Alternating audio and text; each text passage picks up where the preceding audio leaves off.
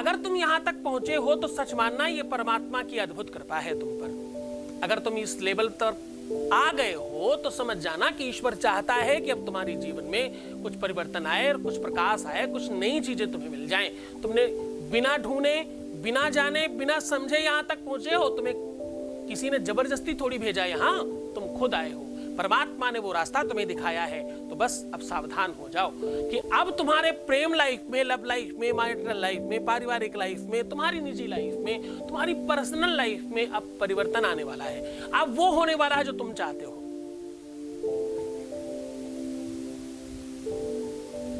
अगर तुम किसी को अपना बनाना चाहते हो, किसी के दिल में जगह पाना चाहते हो, किसी को 100% अपना लेना चाहते हो, तो आज का दिन आपका है।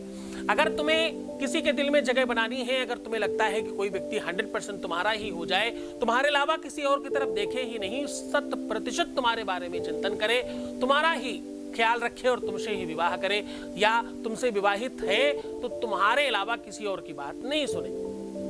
अगर वो यहां वहां भटक रहा है, परेशान हो रहा है, उसका मन डाइवर्ट हो रहा है, उसको डाइवर्ट किया जा रहा है, ये सारी की सारी सिचुएशन तुम्हें पूरी तरह से तुम्हारे पक्ष में बनाई जाएगी।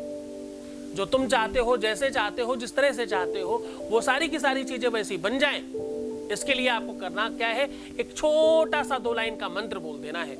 ये 2 लाइन का मंत्र बोलते ही तुम्हारे जीवन में वो सब कुछ होना प्रारंभ हो जाएगा जो तुम चाहते हो। इसके लिए ना कोई सामग्री चाहिए, ना कोई व्यवस्था चाहिए, ना ही कोई तारतम्य चाहिए, ना ही कोई विधि विधान की आवश्यकता है, और ना ही कोई खर्च की आवश्यकता है। ना तुम्हें कहीं बाहर जाना है, ना ही कोई सामग्री ढूंढना है, ना ही कहीं कुछ ढूंढते घूमना है। बस ये 2 लाइन का छोटा सा मंत्र बोल दीजिए, आपका जीवन ठीक हो जाएगा। 2 लाइन भी मैं तो ज्यादा कह रहा हूं, 2 शब्दों का एक मंत्र है, जिसे बोलते ही आपके अपने जीवन में परिवर्तन प्रारंभ हो जाएगा। इसको बोलने के पश्चात ही त्वरित इमीडिएटली आप परिवर्तन अपने अंदर देखेंगे। अभी के अभी हमारी बात सुनते सुनते भी अगर आप बोलोगे तो आपके अंदर परिवर्तन प्रारंभ हो जाएगा। आप उस ढंग से, उस तरीके से, उस विधि के साथ इस चीज को कर लीजिए, क्योंकि जीवन में सबसे मूल्यवान अगर कोई वस्तु है, एक पलड़े में विश्व की सारी संपत्ति रख दी जाए और दूसरे पलड़े पे तुम्हारा प्यार रख दिया जाए, अगर तुम प्यार को भारी मानते हो, तुम सच्चे प्रेमी हो। विश्व की कोई भी वस्तु, कोई भी चीज कितनी भी अच्छी या कितनी भी बुरी एक पलड़े में रखी जाए, दूसरे पलड़े में तुम्हारा प्यार रखा जाए, फिर भी तुम्हें प्यार ही चाहिए हो। मैंने बहुतों को बोलते सुना है, मेरे प्राण चले जाए पर मुझे प्रेम चाहिए मेरा। कुछ भी हो जाए, हर हाल में, हर कंडीशन में, हर सिचुएशन में, एट एनी कॉस्ट मुझे मेरा प्रेम चाहिए। अगर ये भावना, ये श्रद्धा, ये समर्पण है तुम्हारा, तो तुम्हें तुम्हारा प्रेम मिलना चाहिए। अभी तक नहीं मिला। मंदिर, मस्जिद, गुरुद्वारा, बाबा, संत, पहाड़ी, ये वो, तांत्रिक, मांत्रिक, सबके पास गए, रास्ता नहीं मिला।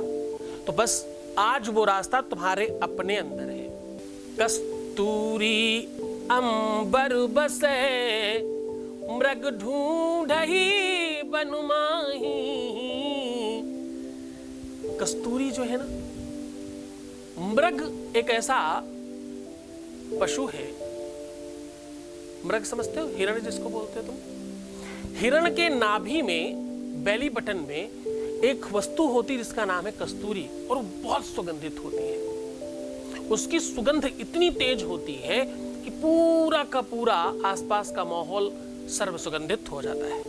उसकी सुगंध में मृग बहुत छटपटा रहा होता है कि सुगंध कहां से आ रही है, वो चाहिए मुझे। इसी वजह से मृग सबसे ज्यादा उछलता है, क्योंकि वो चारों तरफ उछल सकता है। उसको कभी लगता पीछे से आ रही है, कभी लगता बगल से खुशबू आ रही है, कभी लगता इस साइड से खुशबू आ रही है, कभी लगता आगे से आ रही है। तो वो हर तरफ कूद सकता है। मृग के अंदर ये कला है, और ये कला उसके अंदर की कस्तूरी उसको दे रही है। उसे ये पता ही नहीं है कि जिस खुशबू के पीछे वो भाग रहा है, वो खुशबू उसके ही अपने अंदर है। वैसे ही तुमको ये पता ही नहीं था कि तुम्हारा प्रेम पाने का तरीका तुम्हारे अपने अंदर है, कहीं दूसरी जगह नहीं है, कहीं और नहीं है। तुम यहां वहां भटक रहे हो, परेशान हो रहे हो, फालतू के लोगों के चक्कर में पड़ रहे हो। और सावधान, मैं हर बार कहने लग गया हूं, अगर तुम मुझे देखते हो तो किसी और को मत देखना, और भाई तुम किसी और को देखते हो तो मुझे मत देखना। मुझे कुछ चंद लोग ही सही, मुझे सिर्फ वो लोग चाहिए जो सच्चे प्रेमी हैं, जो सिर्फ प्रेम को चाहते हैं, जिनके जीवन में कोई आडंबर, कोई प्रपंच, कोई छल, कोई फरेब नहीं है। सिर्फ मुझे वही चाहिए। मैं खुल के कहता हूं इस बात को, मुझे फालतू की भीड़ नहीं चाहिए। आवश्यकता नहीं है। भीड़ चाहिए होती तो पिछले 20 सालों से मैं YouTube पे काम कर रहा होता। मैंने किया ही नहीं कभी। मेरे कई सारे सदस्य हैं, मैं नाम नहीं बताऊंगा, बच्चे हैं हमारे, सिखाया है मैंने उनको, ट्रेंड किया है, वो सब YouTube पे बैठे हैं सालों से। मुझे ही सीखे, मुझे ही सुन करके आपको बहुत सारा ज्ञान दे रहे हैं, अच्छा काम कर रहे हैं, करने दीजिए। गुरु का मतलब ऐसे ही नहीं, जिसको तुमने कभी भी गुरु माना उसकी कभी बुराई मत करना, या तो मानो मत या तो करो मत। कि गुरु की निंदा सुनहि जे काना, गुरु की निंदा सुनहि जे काना, होए पाप गौ घात समाना। किसके बराबर? एक गौ हत्या का पाप लगता है एक बार गुरु की बुराई सुनने से। अभी मैंने कुछ दिन पहले एक हमारी कोई शिष्या है जिन्होंने फोन किया मुझे, मैंने उनको थोड़ा सा डांटा। आपको जानकर बड़ा आश्चर्य होगा, मेरी मुस्कुराहट के पीछे बहुत डांट छिपी है। बहुत डांटता हूं मैं, जब डांटता हूं तो ये उजागर इसलिए कर रहा हूं कि अपनी कमियों को बता देना चाहिए। मुझे कभी कभी बहुत रोष आता है, वो रोष मैं खत्म करने की कोशिश कर रहा हूं, लेकिन वो बहुत जायज है वैसे, इसलिए कम कर पा रहा हूं। मैं कोशिश कर रहा हूं उस पर भी काम करने की। बहुत अतिशय रोष आता कब है? जब आप गलत दिशा में काम करते हो। किसी ऐसे व्यक्ति ने हमें, जिन्होंने फोन किया, उन्होंने किसी ऐसे व्यक्ति की बात की जो हमें जानते नहीं है, हमें हमारे बारे में पता नहीं है, हमसे कभी मिले नहीं, ना हमारा कोई वीडियो देखा, फिर भी उनको हमारे बारे में बुराई कर रहे हैं और वो उनकी बात लेकर के हमारे पास पहुंच गए।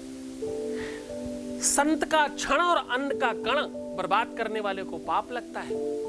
आप उसी समय में, जिस समय प्रपंच कर रहे हो, उसी समय में अपने जीवन को मूल्यवान बनाने की भी बात कर सकते थे, उतने ही टाइम में। उस टाइम में तुम क्या कर रहे हो? एक तो तुमने सबसे पहले गलती की, अपने गुरु की बुराई सुन के चले आए। क्यों सुना? तुमने सुनना ही नहीं चाहिए था। वे तुम जानते नहीं जिनको, उनके बारे में क्यों बात कर रहे हो? नमस्ते जी मत करो, मैं नहीं सुन रही या मैं नहीं सुन रहा, है ना? पहली गलती। दूसरी गलती ये कि उसी फालतू के प्रपंच को आप अपने गुरु के सन्मुख रख रहे हो। जिसका समय तुम्हें मुश्किल से मिला है, उस समय को तुम अपने मूल्यवान जीवन को बेहतर बनाने के लिए कर सकते थे, उसमें प्रपंच करके तुमने निकाल दिया, समय भी नष्ट किया और तुम्हें कुछ मिला भी नहीं। ऐसा कोई भी गिफ्ट मत करिए जिसमें सुगंधी आती हो और जो पर्सनल हो सकता हो। ऐसा कोई गिफ्ट नहीं करना चाहिए। और एक बात, प्रेम को पाने के लिए डर होना आवश्यक नहीं है, प्रेम होना आवश्यक है। प्रेम को पाने के लिए लोभ और लालच नहीं, प्रेम होना आवश्यक है। छूट जाने का भय या कुछ पा लेने की का लालच, दोनों ही कंडीशन में प्रेम नहीं मिलता। प्रेम परस्परता का नाम है। प्रेम चालाकी से किया हुआ या झूठ की नींव पर रखा हुआ प्रेम कभी भी दूरगामी नहीं हो सकता। तो अगर इन सब चीजों से तुम परे हो, ऊपर हो और तुम्हारा प्रेम सच्चा है, तो वो मंत्र बता रहा हो, वो ढंग बता रहा हो। अब आपको इसको वज्रासन में बैठकर करना है। वज्रासन मतलब कैसे? जैसे हनुमान जी बैठते हैं, दोनों पैरों को मोड़ करके आराम से, दोनों पैरों को पीछे की तरफ मोड़िए। जैसे वज्रासन का एक और तरीका बताता हूं। जिस प्रकार से जो इस्लाम को मानने वाले लोग नमाज पढ़ते हैं जिस मुद्रा में, उसको वज्रासन बोलते हैं। वज्रासन की फोटो भी आपको लगाई जाएगी, बगल में दिख रही होगी आपको। इस कंडीशन में बैठ जाएं। बैठ करके आपको अपने हाथों का ऐसे खोल देना है, ऐसे इस प्रकार से पुष्प बनाना है और इस पुष्प को अपने हृदय के पास लगा लेना है, हृदय को बाहर फेंकते हुए। ये कंडीशन और ये मुद्रा होनी चाहिए आपको बैठने की। और आपका सर 120 डिग्री ऊपर इस प्रकार से, और चेहरे पे थोड़ी मुस्कुराहट, थोड़ा अंदर से मुस्कुराने की कोशिश करना। फिर ये शब्द बोलना उनका नाम लेकर के, जिन्हें तुम प्रेम करते हो, जिन्हें तुम प्रेम करते हो, उनका नाम लेकर के ये शब्द बोल देना। बस वो तुम्हारे हिसाब से चलना शुरू हो जाएंगे। और मंत्र, ये शब्द बहुत ध्यान से सुनिएगा। ओम अहद्रम महद्रम महद्रम महम। क्या बोलना है? ओम अहद्रम महद्रम महद्रम महम। ये मंत्र आपको बोलना है। अहद्रम, अहद्रम, अहद्रम अहद्रम अहद्रम अहम, ऐसे बोलना है आपको। इस मंत्र को बोलने के बाद आपके अपने जीवन में त्वरित परिवर्तन हो जाएगा। इसे वैसे तो आप 5 से 7 बार बोल सकते हैं, मैक्सिमम 21, 51, 108, 1008 कितना भी लेके जाया जा सकता है। इसको पूरी विधान के साथ पूरी तरीके से बोलिएगा। कोशिश करिएगा ये सूर्यास्त के बाद करें, रात्रि में कभी भी किसी भी समय किया जा सकता है, पूरी आनंद के साथ। और इस मंत्र को करने के बाद सीधा सो जाइएगा, उसके बाद कोई काम मत करिएगा, क्योंकि उसके बाद आपका सबकॉन्शियस माइंड उसको वर्क करेगा और आपको इसका बहुत चमत्कारी प्रभाव देखने को मिलेगा। किसी भी दिन से शुरू किया जा सकता है, किसी भी क्षण किया जा सकता है, बस रात्रि होनी चाहिए। दिन कोई भी हो, रात्रि का समय भी कोई भी हो, सूर्यास्त से लेकर के सुबह 4 बजे के पहले कभी भी कर लीजिए, आपको उतना ही बेनिफिट होगा। बहुत बहुत धन्यवाद, बहुत साधुवाद, बहुत परमात्मा आपको खुशहाल, प्रसन्न, आनंदित और सुव्यवस्थित करें। भगवान शिव आपके जीवन में खूब सारा प्रेम भरे। ओम नमः शिवाय।